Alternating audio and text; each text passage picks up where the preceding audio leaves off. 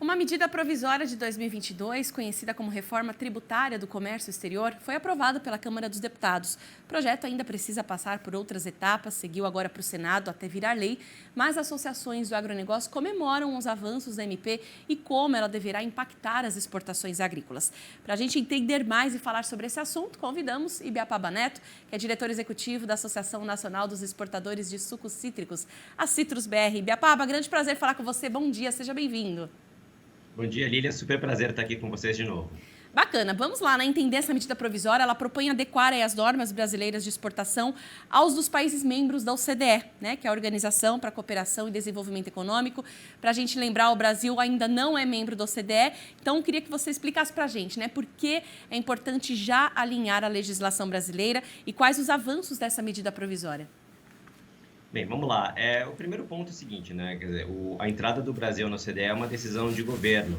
Então, independentemente deste governo que está, ele ter mais pressa ou menos pressa em promover esse ingresso do Brasil na OCDE, é importante que o Brasil esteja preparado para poder analisar isso da melhor forma possível. Esse acho que é o primeiro ponto, mais objetivo. O segundo ponto, que eu acho que é o mais relevante de todos, Lilian, é essa medida provisória, ela adequa a legislação brasileira às melhores práticas tributárias já praticadas no mundo desenvolvido. Então, isso é muito importante para empresas multinacionais, sejam brasileiras ou estrangeiras, para a forma que elas calculam o imposto de renda de pessoa jurídica. Isso pode impactar enormemente na forma como essas empresas elas calculam esse imposto de renda, evitando bitributação, evitando uma série de dores de cabeça que vem acontecendo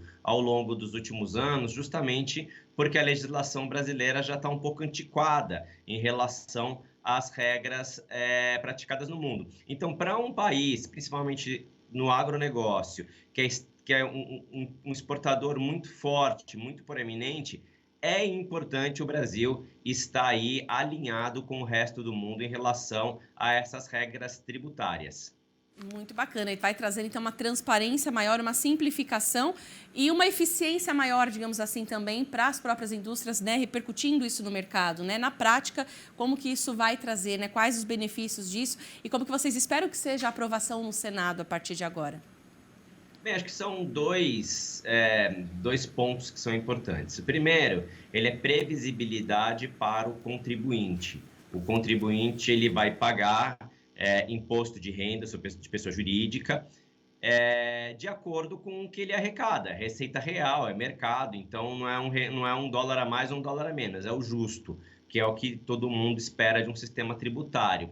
E para o Estado é muito bom, porque para o Estado esse novo sistema ele fica ainda mais seguro contra crimes como evasão de recursos, subfaturamentos, evasão de divisas, subfaturamento, entre outras questões que são complicadas e têm que ser combatidas. Bem, a primeira etapa na Câmara foi muito bem sucedida. Eu destaco aqui o trabalho de articulação feito pelo deputado Arnaldo Jardim, foi um gigante nessa caminhada, articulando uma série de melhorias no texto junto ao relator, o deputado da Rosa, do Espírito Santo.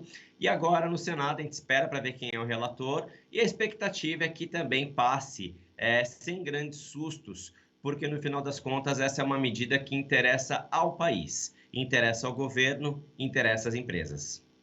Como que está hoje o mercado internacional de suco de laranja no termo balizador de preços, Como que vocês veem? Porque isso vai também trazer aí uma afetação para isso. Como que está hoje o mercado internacional? Como que você está vendo, Ibiapaba, que a gente começou aí o ano? A gente caminha agora, Lilian, para o pico da entre-safra.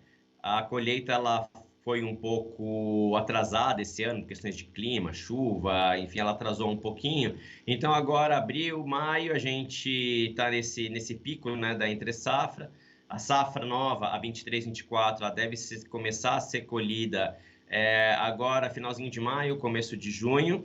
E aí, todos os olhos voltados para a estimativa de safra do Fundecitrus, que vai dizer para a gente qual que é o tamanho dessa safra. Essa estimativa de safra deve acontecer agora em 10 de maio, que é o que está previsto, que anualmente sempre acontece no Fundecitrus. e a partir disso a gente consegue ter um pouquinho mais de dimensão do que vai ser esse ano 23-24, né? Lembrando que a nossa safra ela começa em 1º de julho e vai até 30 de junho do outro ano. Então, assim, muita expectativa. É uma safra melhor em relação a essa, o clima se desenvolveu bem, então a gente espera aí um incremento em relação ao ano passado, que vai ser muito bom, porque os estoques de suco estão realmente baixos e precisamos aí de um pulmãozinho aí para poder atravessar períodos um pouco mais complicados. Muito bem. E safra nos Estados Unidos, como que vocês estão vendo, né? Sabe que ano passado eu tive a oportunidade de visitar um pouco as lavouras e eu fiquei impressionado como o greening impactou demais negativamente a safra dos Estados Unidos e foi lamentável, assim, olhar ali, né, como que está a safra deles. E a gente vê um potencial grande aqui do Brasil. Como que você está vendo, né, o mercado nos Estados Unidos, um incentivo menor para a produção de laranja? Ou isso pode mudar? Ibiapaba, só falando um pouquinho desse cenário internacional para aprender também com você. Claro, a Flórida passa por problemas sérios, né, Lilian? Assim, no final das contas, além do greening, eles tiveram problema com furacão, enfim, então realmente os ventos não andam favoráveis para lá, literalmente. Então, acho difícil eles se recuperarem aos patamares que eles já produziram no passado. Isso, sem sombra de dúvida, abre um espaço para o suco de laranja brasileiro. Esse ano as exportações para os Estados Unidos estão muito mais fortes, justamente por conta deste problema na oferta de fruta da safra americana. E a gente tem que esperar agora, né? Essa safra deles aí está chegando ao meio da safra. A safra deles o ano safra é outubro, setembro. Então, é uma safra que está aí chegando aí na sua metade. E vamos ver o que acontece na próxima, quanto que eles conseguem se recuperar, mas até lá eles vão ter que contar aí com um suporte brasileiro, até porque o México também passou por alguns problemas aí relacionados ao clima. O México também é um produtor importante hoje em dia, mas também não raro ele tem alguns problemas com clima, com seca, e acaba tendo algumas perdas bastante severas, e aí o Brasil acaba tendo essa responsabilidade de suprir esse suco de laranja para o mercado americano e, obviamente, sem descuidar de outros mercados que são importantíssimos para a gente, como Europa e Ásia.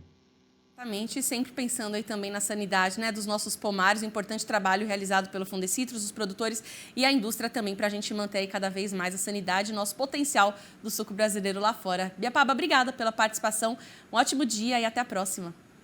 Obrigado, uma ótima semana para todos nós. Obrigada, até mais.